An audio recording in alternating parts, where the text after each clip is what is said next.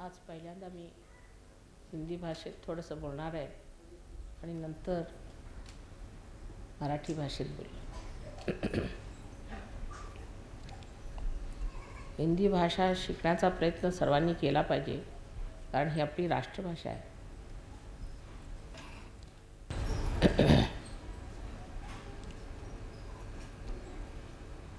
पूना शहर का नाम वेदों में, पुराणों में सब जगह मशहूर है.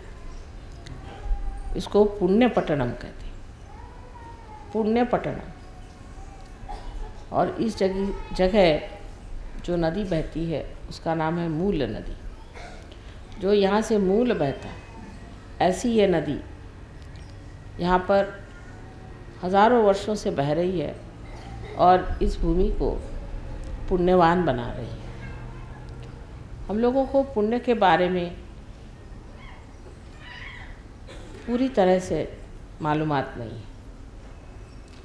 बहुत से लोग सोचते हैं कि हम अगर कुछ गरीबों को दान दे दें या हम कोई चीज़ किसी को बांट दें या कभी हम सच बोलें या थोड़ी बहुत कुछ अच्छाई कर लें तो हमारे अंदर पुण्य समा जाता है. इस तरह का पुण्य संचय होता तो होगा, लेकिन वो एक बूंद बूंद बूंद बन करके न जाने कब सरोवर हो सकता है. पुण्य का जो अर्थ है सो जैसा जाना गया है कि ऐसे कार्य करना जिससे परमात्मा संतोषित हो, जिससे परमात्मा खुश हो, ऐसे कार्य हमें करने चाहिए. और जो आदमी ऐसे कार्य करता है वही पुण्यवान आत्मा होता है, क्योंकि जब वो परमात्मा को खुश कर देता है तो उस पर जो आशीर्वाद परमात्मा के आते हैं वो उसको पुण्यवान बना देते हैं. परमात्मा की जो शक्तियाँ उसके अंदर आ जाती हैं वो उसके अंदर एक नई चेतना कहिए या नया व्यक्तित्व कहिए, एक नई हैसियत कहिए, प्रकट करती है. उस हैसियत में मनुष्य ऐसा हो जाता है कि जो वो कहीं भी जाए, किसी भी घर में जाए, किसी भी दालान में जाए, किसी आंगन में जाए, किसी देश में जाए, विदेश में जाए, जहाँ भी जाए, वहाँ परमात्मा का आशीर्वाद झरने लग जाता है. जैसे कि एक छत्र छाया सी उसकी बन जाती है, ऐसे पुण्यवान पुरुष कहीं भी रहते हैं, उस जगह किसी भी तरह का प्रकोप होना हो तो वो टल जाता है. वैसे लोग जब कभी शहर में, जंगलों में कहीं भी घूमते रहे तो वहाँ जितनी भी दुर्घटनाएं होने वाली थी वो सब खत्म हो जाती. सो इस पुण्य नगरी में इन्होंने जन्म लिया है, वो विशेष पुण्य लोग हैं, पुण्यवान लोग हैं. और इस पुण्याई में उन्होंने यहाँ जो कुछ पाया है उसे उन्हें अब आगे पाने का है. लेकिन जब पुण्यवान मनुष्य पुण्य नगरी में पैदा होता है तो वो अपने को दूसरों के साथ तौलने लग जाता है.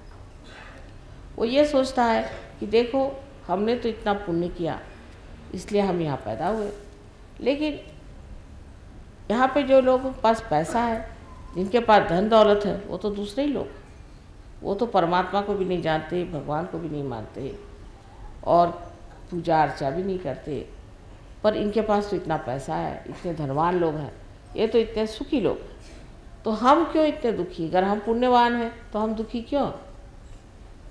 ऐसा उसके दिमाग में विचार आता है. जब ये विचार उसके अंदर आ जाता है तो वो फिर या तो सोचता है कि हमारी समझ में आ ही नहीं बात, कोई हर्ज नहीं, ऐसा सोच करके अपने धर्म में जुटा रहता है, और या तो वो बदल जाता है और वो सोचता है कि नहीं, किसी तरह से भी पैसा जोड़ना या दुनिया की चीज़ें दौड़ना, दुनिया की इज्जत जोड़ना, यही सबसे बड़ी बात है. और उसी नई एक नए दौर में वो दौड़ने लग जाता है. तब उसका पुण्य क्षय हो जाता है, उसका सारा पुण्य जो है वो नष्ट हो जाता है. लेकिन पुण्यवान पुरुष को पैसे की इच्छा होना बड़े आश्चर्य की बात है। कलयुग में सब कुछ हो सकता है। ये मुझे खुद देख करके आश्चर्य होता है कि कलयुग में अगर कोई रियलाइज सोल भी पैदा हो तो वो भी शराब पी सकता है, ड्रग्स ले सकता है, मारामारी कर सकता है, दुनिया भर के काम एक रियलाइज हो जिसे कि हम पुण्यवान मनुष्य समझते हैं, वो ये सब कर सकता है। ये कलयुग की खिंचाव है, उसका एक तरह का असर है, उसका वातावरण इतना ज़बरदस्त है।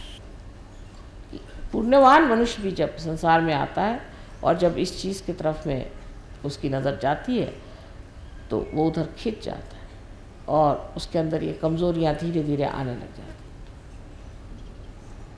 ये कलयुग की एक बड़ी भारी हमारे ऊपर में दहशत है, लेकिन इसका एक दूसरा इलाज है कि ये जो दहशत हमारे ऊपर है और जो हमारे पर कलयुग छाया हुआ है, ये अगर सोच विचार किया जाए तो क्यों आया, कलयुग आने की ज़रूरत क्या थी? अगर कलयुग आया है तो उसका भी तो कोई कारण होना चाहिए। उसके बारे में एक दमयंती आख्यान में लिखा हुआ है कि एक बार दमयंती के पति नल को कली मिल गया, उसने उसे पकड़ लिया, उसे कहा कि देखो तुमने हमारे पत्नी से विछोह कराया था और इतना हमें दुख दर्द दिया, अब मैं तुम्हें मार डालूँ। तो कली ने कहा कि हाँ भाई, ये तो बात सही है, तुम चाहो तो मुझे मार डालो, लेकिन मेरा भी एक महात्म्य है। उसने कहा तुम्हारा क्या महात्म्य हो सकता है, तुम तो सब दुनिया में भ्रम डालते हो, उनको भी भ्रम में फंसा देते हो और गलत रास्ते पर लोग चले जाते हो। तो उन्होंने कहा कि महात्म्य बहुत बड़ा है कि जब ऐसा होता है और ऐसी हालत में ही मनुष्य की अग्नि परीक्षा होती है, उस वक्त ही वो जाना जाता है कि आदमी कितना सच्चा है या कितना झूठा है। इसी तरह से पहचाना जा सकता है कि आदमी में कितना पुण्य है और कितना अपुण्य है। अगर उसके आगे कोई अग्नि परीक्षा न हो तो वो जाना नहीं जा सकता। जैसे कि बाइबल में भी कहा गया है कि जो मनुष्य कलयुग में पैदा होगा उसका लास्ट जजमेंट हो जाएगा, उसको जाना जाएगा कि उसमें पुण्य कितना है, अपुण्य कितना है। तो इसका ये महात्म्य है कि इससे हमारी अग्नि परीक्षा होती है। और उसने ये भी कहा कि इतना ही नहीं कि अग्नि परीक्षा होगी, ह्यावेळेला फोटो दो ना का जरा कोण आहे बस तिकडे दारात।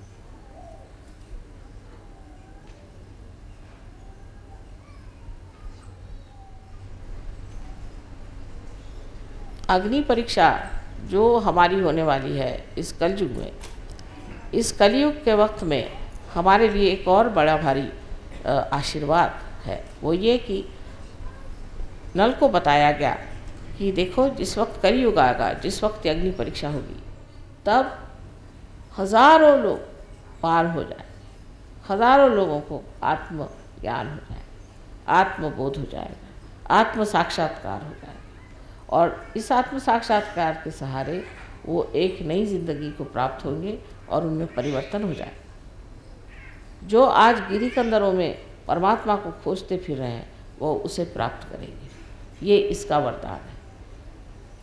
इसी बीच अब हम यहाँ पूना में आए हैं, जिसको कि मैं पुण्य पट्टनम कहती हूँ, जहाँ आने से मनुष्य को पुण्य का प्रभाव पता चल सकता है। यहाँ भी अगर आप सोचें तो आपको लगेगा कि यहाँ भी वही कलयुग है जो जहाँ है, हर जैसे वहाँ पे था वैसा यहाँ भी है। ये बात ज़रूर मानी जानी चाहिए कि जो चीज़ छिपी है, जो चीज़ दिखाई नहीं देती, उसके बारे में बात करने से कोई फ़ायदा नहीं। लेकिन जब ये चीज़ खुल जाती है, आपके अंदर की चेतना जब खुल गई है, उससे जब आप जानेंगे तो आपको आश्चर्य होगा। इस पूना में इतने गहनता के कार्य हुए हैं, यहाँ पर अनेक साधु संतों ने बैठ कर के तपश्चर्या की हुई है। तुकाराम जैसे इतने बड़े महान पुरुष इसी पूना के पास ही में आए और यहीं रहे, उनका यही वास्तव्य है। तो इसका जो आकर्षण है वो उन लोगों के लिए है जो पुण्य को खोजते हैं और पुण्य में डूबना चाहते हैं। उन लोगों के लिए नहीं जो पैसा ढूंढते हैं और दुनिया भर की दौलत ढूंढते हैं, क्योंकि वो तो सिर्फ अपने लिए किसी दूसरे के लिए नहीं। जो हम पैसा इकट्ठा करते हैं या चीज़ें इकट्ठा करते हैं, जो हम अपने लिए सत्ता इकट्ठा करते हैं, या हम किसी तरह का बड़ा भारी नाम, जिसको फेम कहना चाहिए, इस तरह का नाम इकट्ठा करते हैं, ये सब अपने लिए। लेकिन पुण्य जो है वो दूसरों पे असर करता है। जैसे एक दीप है, इस दीप पे आपको इसकी सफाई करनी है तो आप इसमें कुछ भी चमका दीजिए, इसको आप चांदी का बना दीजिए, चाहे आप सोने का बना दीजिए, इसको जिस भी चीज़ का चाहे आप बना सकते हैं, इस पर जो भी मेहनत करना चाहे कर सकते हैं, लेकिन बेकार, बेकार, क्योंकि इसमें दीप नहीं जला। जब इसमें दीप जलेगा तभी इसका उपयोग है। इसी प्रकार मनुष्य कुछ भी हो बेकार है, जब तक उसके अंदर आत्मा का दीप नहीं जलता तब तक वो बेकार है। और जब उसमें दीप जल जाता है तो वो पुण्यवान आत्मा हो जाता है और उसके अंदर से बहता हुआ प्रकाश हजारों दीप संसार में जला सकता है। इसलिए आज की पुण्य नगरी में इस पूजा का आवाहन बहुत बड़ी चीज़। शक्ति का जब संचार पुण्य में हो तो वो पुण्य 1000 गुने बढ़कर के अत्यंत शक्तिशाली हो सकता है। पुण्य की शक्तियाँ अनेक हैं, लेकिन उसमें अंदर अगर शक्ति ही संचरित हो जाए तो फिर क्या कहेंगे। पुण्य अभी तक जो जो लोगों ने जाना है वो ऐसा ही है कि पुण्यवान लोग जो होते हैं उनको सब लोग सताते हैं, उनको परेशान करते हैं, उनके पास कोई धन संपत्ति नहीं होती, उनके पास किसी तरह का कोई संरक्षण प्रोटेक्शन नहीं होता है, वो हर समय दबे रहते हैं लोगों से और उनको जो चाहे वो खींच ले जाता है, जो चाहे उन्हें बेवकूफ़ बना सकता है। लेकिन शक्ति का संचार होते हैं इस पुण्य से वो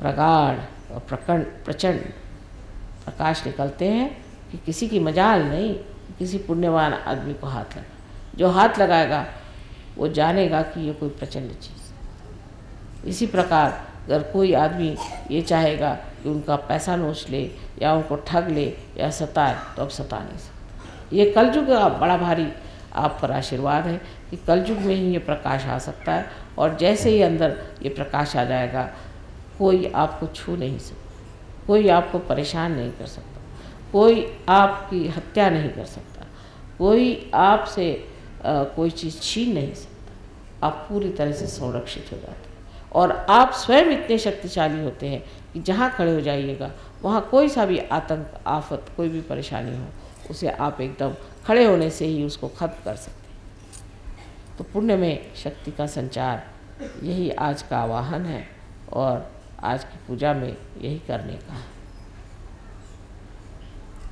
आता सगळ्यांना समजलंच असेल मी हिंदी भाषेत काय सांगितलं ते, कोणाकोणाला समजलं नाही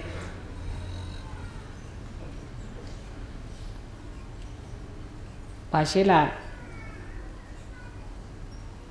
मराठी भाषा फार चांगली आहे, कारण त्याच्यामध्ये तिला तोड नाही, म्हटलं पाहिजे तरी चालेल, तिला तोड नाही। विशेष करून सहजयोग हा मराठी भाषेतच समजवता येतो बरं। आणि ह्या ज्या गोष्टी मी हिंदी सांगितल्या त्याला कारणच आहे की हिंदी लोकांमध्ये तुम्हाला आश्चर्य वाटेल की आपल्या संस्कृतीबद्दल फार कमी माहिती, त्यांच्या भाषेतच नाही, त्यांना काही माहीतच नाही। पुण्य म्हणजे काय ते माहिती, तेव्हा थोडंसं हिंदीत बोललेलं बरं, कारण तुम्हाला सगळं आधीच पाठ आहे, सगळं माहिती आहे, सगळं पाठ आणि नंतर सपाट तसाही प्रकार आहे म्हणा। पण तरीसुद्धा असं म्हटलं पाहिजे की आपल्याला फार मोठी संतांची इथे शिकवण जी मिळालेली आहे, हा एक इतका मोठा आशीर्वाद आहे। त्या आशीर्वादाने संस्कृती काय आपल्याला माहिती, पुण्य म्हणजे काय आपल्याला माहिती, चांगलं वाईट काय ते आपल्याला माहिती आहे, माहिती कळतं पण वळत नाही, कळतं सगळं की हे सांगितलेलं आहे, हे चांगलं आहे, हे वाईट, असा पुण्यसंचय आपण पुष्कळ केलेला आहे। म्हणूनच त्या पुण्यामध्ये या पुण्यनगरीत आपला जन्म झाला, हे कबूल। पण तरीसुद्धा इतर लोकांना बघून आपल्याला असं वाटतं की बा आम्ही पुणेकर म्हणजे काही इतके श्रीमंत नाही, मुंबईकर जास्त श्रीमंत आहे। त्याच्यावर असं वाटतं की मुंबईपेक्षा दिल्लीचे लोक जास्त श्रीमंत आहेत, त्याच्यावर पैसे जास्त, तर दिल्लीला आणखी म्हणजे तख्तच असल्यामुळे इथे त्यांच्याजवळ मान पान आदर हे सगळं काही बाह्यता पुष्कळ दिसतं. तेव्हा असं वाटतं वा एवढे मोठे लोक आहेत हे, ह्यांचं केवढं मोठं, आम्ही काय, आम्ही अजून गरीबच आहोत. पण तुम्ही पुण्यवान आहात. पण ह्या पुण्यातच असे लोक आहेत की देवालाच मानत नाही. मोठे मोठे धुरंधर मी पाहिले, मोठे मोठे विद्वान लोक मी पाहिले, ते देवालाच मानत नाही. म्हणजे इतके शिष्ट झाले ते या पुण्यात राहून, या पुण्यनगरीत राहूनसुद्धा लोक इतके शिष्ट झाले आहेत, इतकं डोकं त्यांचं खराब झालं आहे की ते म्हणतात देवच नाही. अहो तुम्ही जर देवाला पाहिलंच नाही, देवाला जाणलंच नाही, तर तुम्ही इतका अरेरावीपणाने कसं म्हणता की देव नाही आहे म्हणून? आधी बघा तर खरी, एक अनुभव तो घेऊन बघा. त्याच्यात तुमचं काय नुकसान होणार आहे? काहीच होणार नाही. पण तुम्ही स्वतःला सगळं जाणलेलंच नाही आहे. तेव्हा जे सगळे सांगून गेले ते सगळे मूर्ख होते. आम्ही एक अतिशहाणे, आणि आम्ही असं म्हणतो की परमेश्वरच नाही, आणि आता तुम्ही परमेश्वर सिद्ध करून दाखवा, नाहीतर आम्ही परमेश्वर मानायला तयार नाही, असं जरी म्हटलं तरीसुद्धा त्याला तयारी आहे. पण आम्ही मानतच नाही परमेश्वर आहे असं म्हणून जर कोणी डोळे झाक केली तर अशा माणसाला समजावणं फार कठीण काम. आणि तशातले बरेच लोक या तुमच्या पुण्या शहरात आहेत. बरेच लोक आहेत, म्हणजे इतके कुठेच नाही आहे जे उघडपणाने म्हणतात परमेश्वर नाही. असे इतके लोक कुठेच नाही जितके तुमच्या पुण्या शहरात. जितके इथे गणपती आहेत आणि त्याच्याहून जितके इथे मारुती आहेत त्याच्याहूनही हे महामारुती बसलेले अतिशहाणे.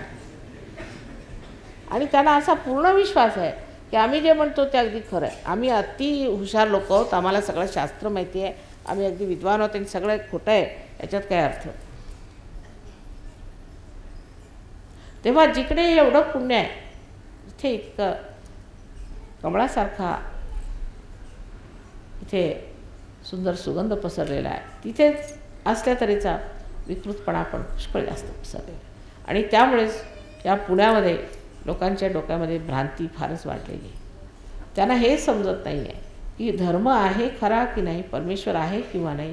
हे मोठे मोठे धुरंधर स्वतःला इथले लीडर्स म्हणवतात, म्हणा तसे पैसे बिशे खूप खातात, ते सगळं करतात, धंदे सगळे करतात. पण ते बरं आहे, ते म्हणतात आमचा जर परमेश्वरावरच विश्वास नाही आणि धर्मावरही विश्वास आहे तर आम्ही चांगलेपणाने कशाला राहायचं, कसंही राहिलं तरी चालेल, आम्ही मॉडर्न झालो. अशी मंडळी पुण्याला जास्त आहेत मुंबईपेक्षा. तुम्हाला आश्चर्य वाटेल, मुंबईला लोक तरी भितात, इतकं कोणी बोलणारं मी पाहिलं नाही. पण पुण्याला मराठी भाषेमध्ये बोलणारे असे अनेक झाले जे परमेश्वराची टिंगल काढायची, नंतर परमेश्वर नाही म्हणून सिद्ध करायचं, परमेश्वरावर लोकांनी विश्वास ठेवला म्हणजे तुम्ही महामूर्ख आहात, असं कशाला करता, असे म्हणणारे सुद्धा इथे लोक आहेत. मग असे असल्यावरती जर समजा एखाद्या बोटीला एक जरी भोक पडलं तर ती बुडते, आणि ते इतकी भोकं असल्यावर त्या पुण्याचं काय होणार. त्यात भर घातलेली आहे भिक्कारड्या लोकांनी. म्हणजे भिक्कारडे लोक म्हणजे असे की आम्ही सहयोगातसुद्धा लोक भितात. पुण्याच्या लोकांना बोलवायचं म्हणजे माताजी पुष्कळशी असेच लोक ना, तुम्ही बघा. मग त्यांचं कसं करायचं, म्हणजे भितात त्या गोष्टीला, हे भिक्कारडेपणा करायचं. आम्हाला अनुभव इथला असाच आहे. इथे आलं की लोक आपले फुकटात जर जेवायला मिळालं तर उत्तम, माताजी करतात, मग काय माताजी पैसे द्यायला तयार आहेत, मग कशाला. ही एक प्रवृत्ती म्हणजे मनाची श्रीमंती नाही. आणि ही येण्याचं कारणसुद्धा हेच आहे की जे पुण्य पुण्य म्हणून शिकवतात, ज्या लोकांनी पुण्य पुण्य म्हणून करा म्हटलेलं आहे, जे लोक तुमच्यासमोर येऊन प्रवचनं करतात आणि सगळं काय करतात, ते स्वतः पैशाच्या मागे असल्यामुळे बाकीच्या लोकांना असं वाटतं की हे तरी काय मोठं आम्हाला ब्रह्मज्ञान सांगायला बसले आहे, पण स्वतः हे असेच आहे. तेव्हा सर्व जनतेमध्ये या दोन्ही गोष्टींचा परिणाम झालेला आहे. एक तर जे धर्मप्रवर्तक आहेत किंवा धर्माबद्दल बोलतात ते स्वतः तुमचे पैसे खातात. हां, तुम्हाला काय पाहिजे असं विचारते, काय पाहिजे, मुलगा पाहिजे ना, चालेल, पण 100 रुपये मिळू. आणि जर तुम्ही 50 रुपये दिले तर तुम्हाला मुलगी होणार नाही. बाबा 100 काय, तुम्ही 108 घ्या, पण आम्हाला मुलगाच पाहिजे. कशाला मुलगा, म्हणजे उद्या पैशाला बरा, सुनेने हाकलून लावलेलं कुणाच्या लक्षात येणार नाही. पण त्यासाठी म्हणून आम्हाला मुलगा पाहिजे, कारण आम्हाला पैसे कमवता असला पाहिजे. आणि त्याने मग दरिद्रता वाढत गेली, आणि ती दरिद्रता स्वभावात सुद्धा आलेली. कारण सगळीकडे तुम्ही रोज आता हजारो देवळं आहेत तिथे, हजारो देवळं आहेत. प्रत्येक देवळात गेलं किंवा देवाला पैसे घाला. आणि त्या देवाला काही पैसे समजतात का? कधी देवाला पैसे समजतात? त्यांनी कधी पैसे पाहिले आहेत का? काय असतात तो प्रकार. त्यांना पैसे घाला देवाला, इथे 4 पैसे तुम्ही इथे घाला, इथे 1 पैसा घाला म्हणजे झालं. पूजा करायची म्हणजे काय, केवढा मोठा तुम्ही नारळ आणा, त्यातले आम्ही तुम्हाला एवढा नारळ देतो, बाकी सगळं आमच्या पोटात. हे रोज अगदी बघून बघून माणसाच्या मनाची जी श्रद्धा, जिच्यामध्ये आंतरिकता असायला पाहिजे, ज्याच्यामध्ये स्वच्छता असायला पाहिजे, ज्याच्यामध्ये विश्वास असायला पाहिजे, त्याच्या जागी फक्त हे की हा आता आहे ना, देखल्या देवा दंडवत, बस, त्याच्या पुढे काय नाही. ही एक प्रवृत्ती आल्यामुळे, पैसा सगळं काय झाल्यामुळे कसंही मिळाला तरी चालेल. मान पान स्वतःच्याबद्दल काही आत्मसन्मान ह्याचा कुणाला विचार राहत नाही. आत्मसन्मान नकोच, कशाला, मिळतं ना मग, देतात ना मग, कशाला घ्यायचं. तर ह्या एका फारच विचित्र परिस्थितीमुळे पुण्यामध्ये सुद्धा जी आपण प्रवृत्ती बघतो ती अशी की एवढ्या पुण्यवान स्थितीमध्ये, इतक्या पुण्यवान जागेमध्ये साधू संत दिसत, साधूंची लक्षणं दिसत, साधूसारखं लोकांचं वागणं दिसत नाही. साधूला केवढा मान असतो. एखाद्या साधूला घरी बोलवायचं म्हणजे जन्मजन्मांतरातली तुमची तपस्या पाहिजे, नाही तर तो तुमच्या दारात येणार कसा. म्हणजे खरा साधू म्हणते, उपटसुंभांची गोष्ट सोडा, तो तुमच्या दारात येण्यासाठी तुम्हाला केवढं तरी पुण्य खर्ची घालावं लागेल, तेव्हा तो तुमच्या दारात येईल. पण आता उठल्या सुटल्या इथे रस्त्यावरती साधू संत फिरतात, त्यांच्यामध्ये काही साधुता नाही. आणि ती साधुता नसल्यामुळे पुण्यनगरी म्हणजे काय, ह्याच्यातल्या देवळामुळे पुण्य झालेली नाही, इथल्या मानवांच्यामुळे झालेली. यांच्या मानवामध्ये किती साधू आणि संत आहेत, कितींमध्ये साधूची लक्षणं आहेत. तर इथल्या लोकांची जी एक स्वतःची क्वालिटी आहे, स्वतःचं जे एक चारित्र्य आहे, ते कसं आहे, त्याच्यावर पुण्य अवलंबून असतं. ते जर पुण्य आपण कमवलेलं असतं, आत्मसन्मानाचं, तसंच आत्मसाक्षात्काराचं जर आपण पुण्य कमवलं आणि त्यात आपण आपली वाढ करून घेतली, तर इथे काही कठीण काम नाही. कारण जमीन इथली फारच सुपीक आहे. पुण्यासारखी जमीनच नाही संबंध ब्रह्मांडात. पण जमीन असली तरी प्लास्टिकच्या बियांनी काही झाडं येणार नाहीत. आणि प्लास्टिकच्या बिया लावून ठेवल्यात तुम्ही, तर करायचं काय आम्ही. अत्यंत सुपीक जमीन आहे. पण डोकीसुद्धा इतकी सुपीक आहे तिथे की त्या सुपीकपणामध्ये जे जे निघालेलं आहे ते तुम्हाला सांगितलं मी आधीच, की देवावर विश्वास ठेवायचा नाही. देव म्हणजे कोण, वाह्यातासारखं काहीतरी, म्हणजे अत्यंत ज्याला म्हणतो ना आपण, अत्यंत कमी दर्जाचं असं लिखाणसुद्धा लोकांनी करून ठेवलेलं आहे. देवाची टिंगल करायची जसं का त्यांच्या खिशातच बसला दे. त्याच्याबद्दल काही आदर काहीसुद्धा नाही. दुसरे लोक जे सांगितले मी की त्यांनी धर्माच्या नावावरती इथे इतकी कमाई केली, लोकांना इतकं दिशाभुलीत घातलेलं आहे. तर तऱ्हेचे इथे प्रकार आम्ही पाहिले. इथे पुण्याला जेव्हा मी पहिल्यांदा आले होते तेव्हा माझ्या प्रोग्रामला एक बाई आल्या होत्या, पुष्कळ लोक होते. त्यांच्या अंगात भूत आलं, त्या लागल्या हू करायला. सगळ्या बायका कुंकू लावायला धावल्या त्यांच्या. त्यांना पहिल्यांदा मी पाहिलं की हा प्रकार काय मूर्खपणाचा आहे. तिच्या अंगात भूत आलं, तिला कुंकू लावायला कशाला धावून राहिले आणि तिच्या पायावर पडायला लागले. तर मी एकदम लाईट्सच गेल्या नशिबाने आणि मी मागावदारातून निघून आले. म्हटलं या लोकांना काय सांगावं. म्हणजे हे सगळं असून त्याशिवाय महामूर्खपणा पण आहे. म्हणजे एका बाईच्या अंगात आलं तर ते अंगात येतं हे त्याच्या लक्षात येतं. अंगात आलं म्हणजे देवी आली. अहो देवी कोणाच्या अंगात, त्याला काही सोपं काम आहे का, फार कठीण काम आहे. देवीला झेपू शकतं का कोणचंही अंग. अंगात म्हणजे देवी आली आणि ही देवी नंतर मग भांडी घासते, लोकांची धुणी धुते आणि पैसे मारते आणि मग तिच्या अंगात देवी येते. हा जो धर्मभोळेपणा किंवा बाबळेपणा म्हणा, पण मी ह्याला महामूर्खपणा म्हणे, हा इतका जास्त आहे की त्याच्यामुळे लोकांना दिशाभूलच म्हटली नाही पाहिजे, पण एक तऱ्हेची भ्रांती आलेली. आमच्या इथे पुष्कळ अशा लेडीज येत होत्या की ज्यांच्या अंगात येत असेल, देवी यायची त्यांना, सगळं व्हायचं आणि झीटून पडायचे. माझ्यासमोर आल्या की झीट यायची त्या. म्हणजे प्रोग्रामच करणं कठीण झालं होतं. तेव्हा म्हटलं ह्या पुण्यनगरीत एवढी भूतं कुठं आली बाबा.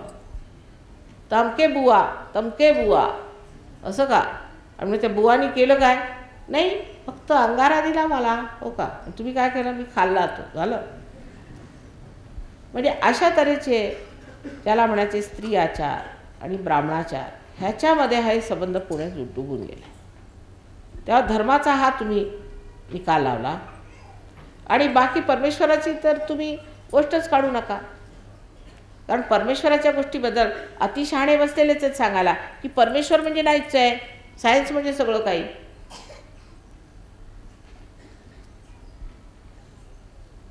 आता नारळीकर हे पुण्याचेच आहेत. त्यांनी असं सांगितलं की ह्या ज्या संबंध सृष्टीला जे कार्य करते इथं त्याच्यामध्ये इंटेलिजन्स आहे, त्याला डोकं आहे. ही पहिली गोष्ट त्यांनी सांगितली. सायंटिस्ट आहे, मग पुण्यातला आहे तेव्हा त्याच्या डोक्यात आली ही गोष्ट. पण तरी सायंटिस्ट जाणार कुठपर्यंत. बाहेरून तुम्ही जर एखाद्या झाडाची निगा ठेवायची म्हटली तर पानाला तुम्ही द्याल पाणी तर जाणार का आतमध्ये. फुलाला दिलं पाणी तर जाईल का आतमध्ये. नाही जाणार. तुम्हाला त्याच्या मुळातच पाणी घालायला पाहिजे आणि त्याच्या मुळात पाणी घालण्यासाठी तुम्हाला उतरायला पाहिजे आणि त्यासाठी तुम्हाला सुद्धा सूक्ष्म झालं पाहिजे.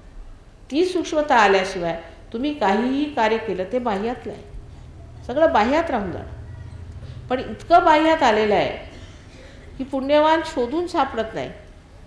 मग ते झालं सगळं काही व्यवस्थित म्हटलं पाहिजे की संबंध भूतांचं राज्य जरी म्हटलं तरी इथे व्यवस्थित होऊ शकतं किंवा शैतानाचं म्हटलं तर त्याचंही होऊ शकतं, व्यवस्थित होऊ शकतं. पण तरीसुद्धा ही भूमी इतकी कडक आहे की कोणी आले तर त्यांना हाकलून लावते, फेकून लावते, त्यांचं जाळपोळ करते. त्या भूमीचं हे वैशिष्ट्य आहे. पण हे सगळं असूनसुद्धा एक जर आपण एवढं लक्षात ठेवलं की आपण अशा महान भूमीमध्ये जन्माला आलो जी संबंध ब्रह्मांडामध्ये पुण्यवान आहे.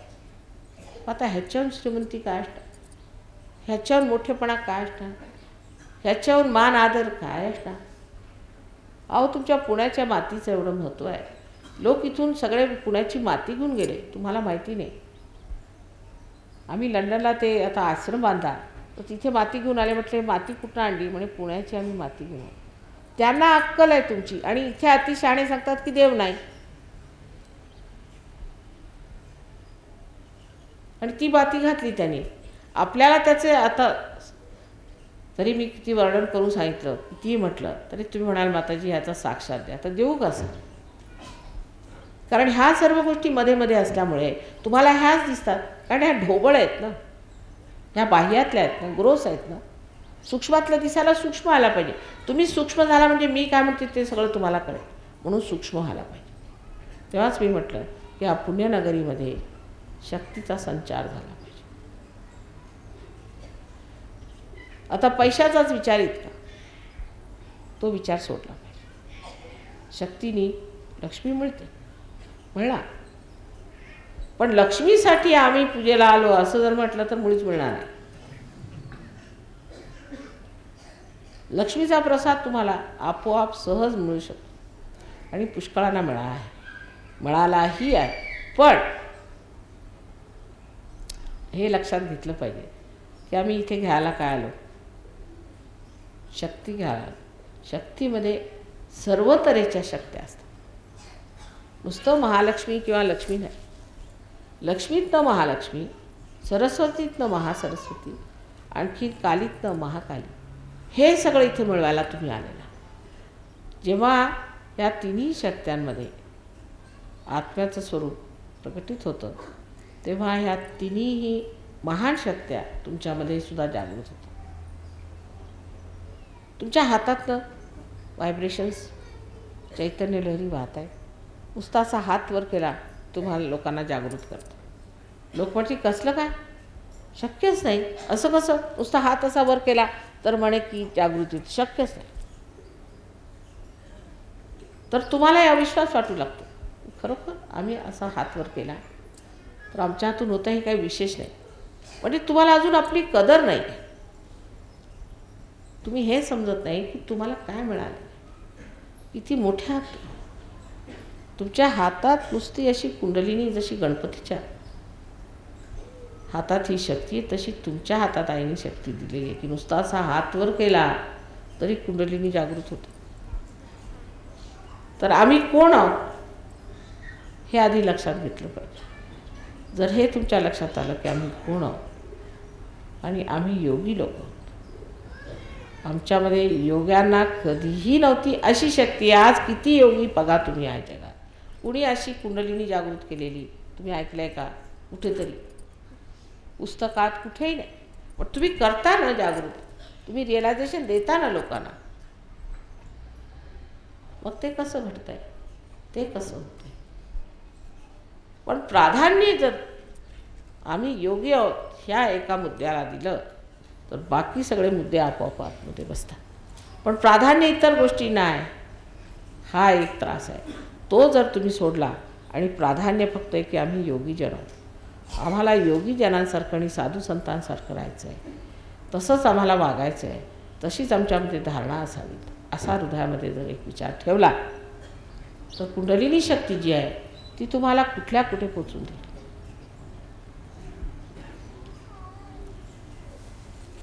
कारण आपल्याला इतकं सहज मिळालं आहे.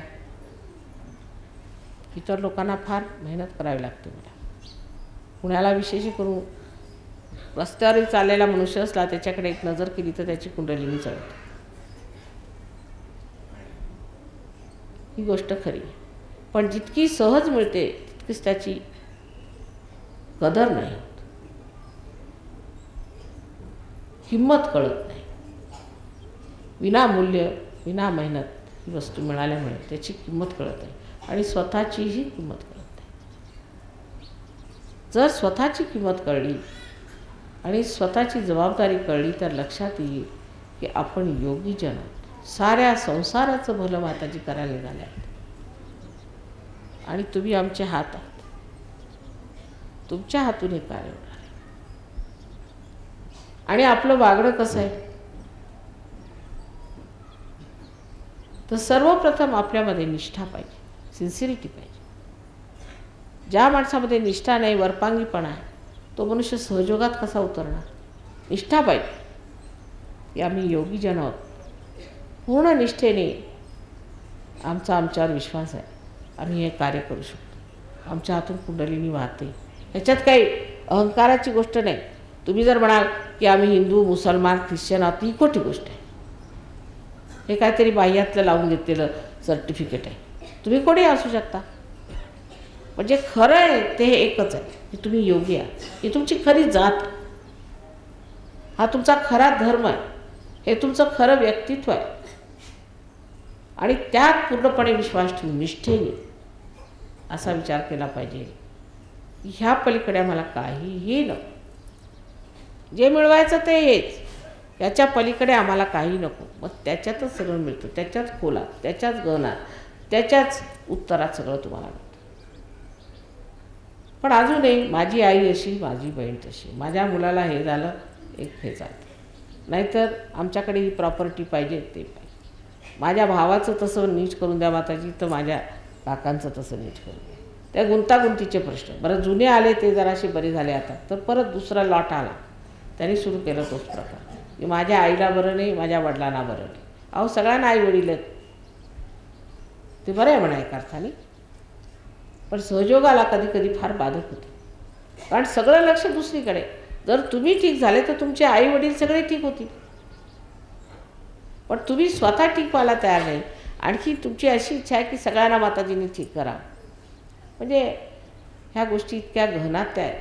त्या गहनतेत उतरताना लक्षात ठेवलं पाहिजे की आपण गहन आहोत की नाही, आपल्यामध्ये काही गहनता आहे की नाही, नाहीतर आपण संपूर्ण जाणार.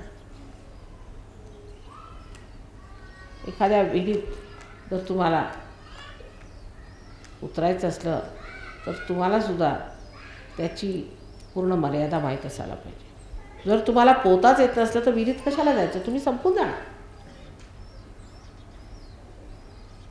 त्या घनतेत उतरण्यासाठी जी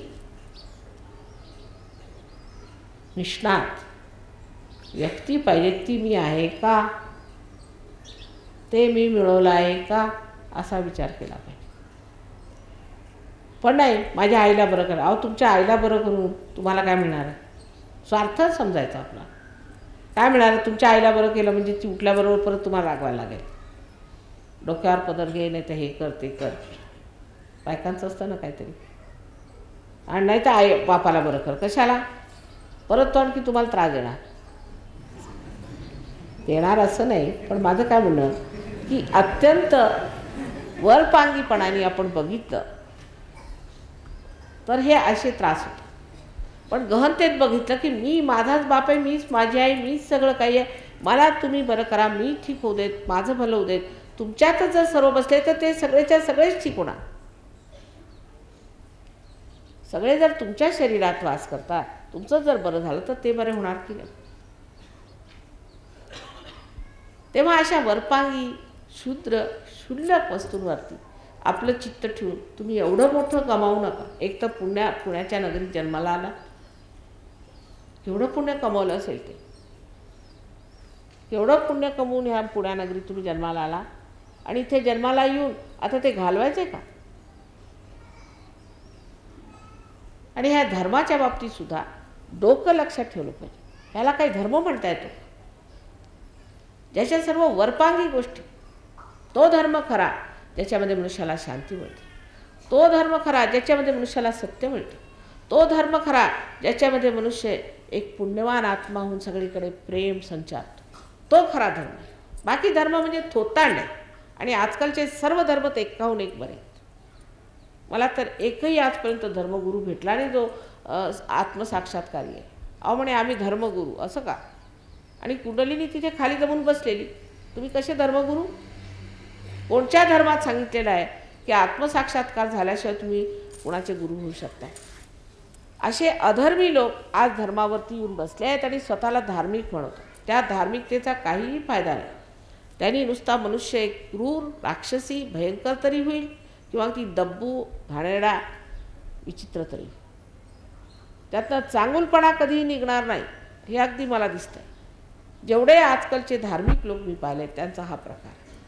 इथे बघा, तुम्ही इंग्लंडच्या लोकांना बघा, दारू पिऊन धूत.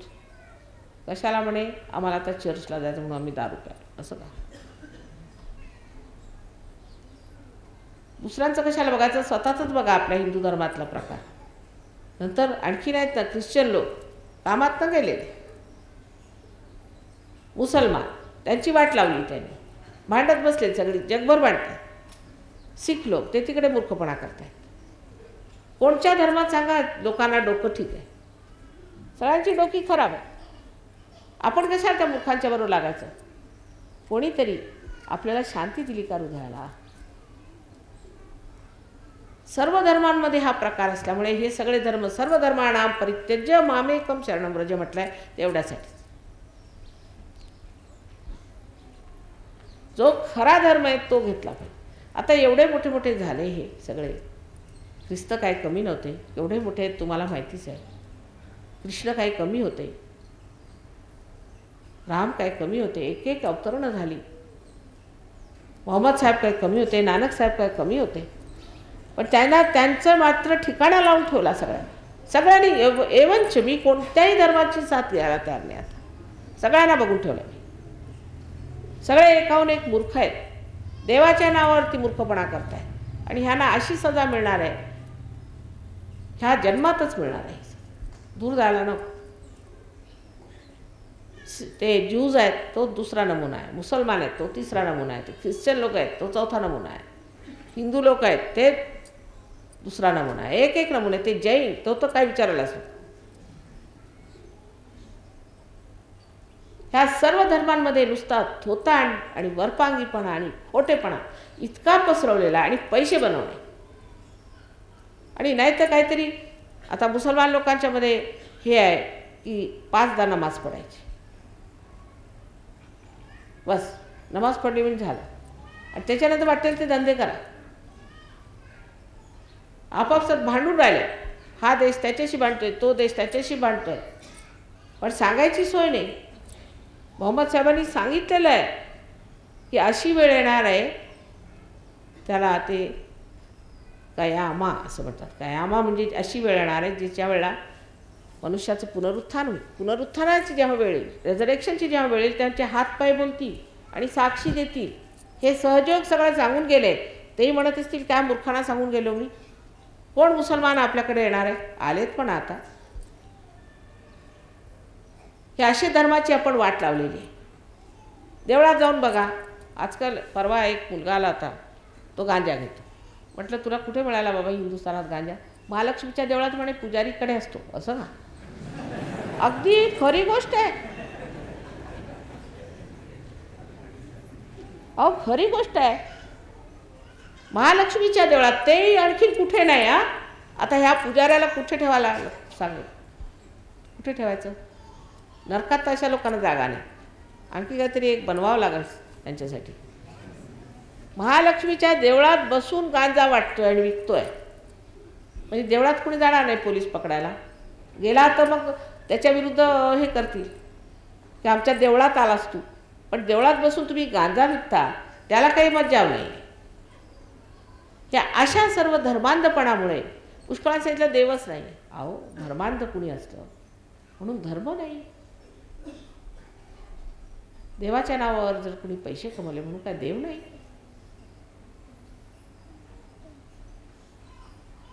तेव्हा तुम्हा लोकांना खूप गहन उतरायला पाहिजे. तुमचं आयुष्य असं झालं पाहिजे की लोकांनी म्हटलं पाहिजे की हे खरे धार्मिक, ह्यांच्यामध्ये खरा धर्म आहे.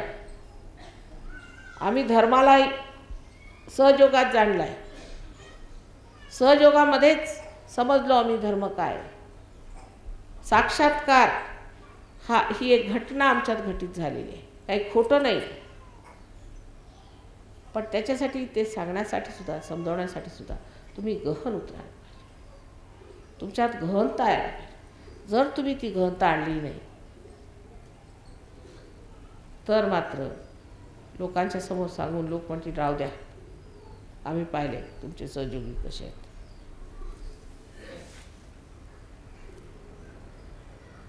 तेव्हा सगळ्यांनी त्या गहनतेकडे लक्ष ठेवलं पाहिजे. वर पांगी करायचं नाही, वरती वरती दाखवायचं नाही, नसते तमाशे करायचे नाही.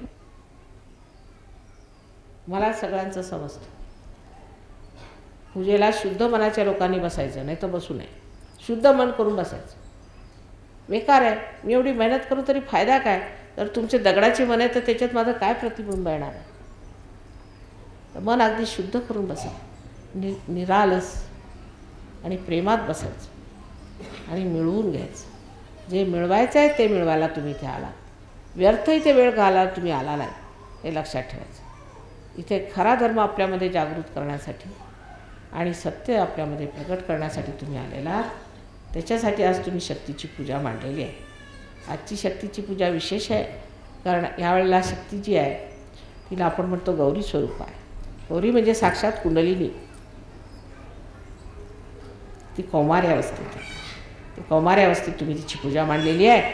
आणि कौमार्याचा अर्थ असा आहे की अबोधिता, इनसेन्स, त्याची जागृती. जसा गणपती तसाच शक्तीची जी कुमारी अवस्था आहे ते गणपतीचं वरदान. तेव्हा असा मनामध्ये विचार करून किती निरालसता, तो शौच म्हणा किंवा ती निर्मलता आमच्यामध्ये पूर्णपणे रुजली पाहिजे. आतून बाहेरून आम्ही एक स्वच्छ झालो पाहिजे. त्या गहनतेत आपण आज पूजा करूया.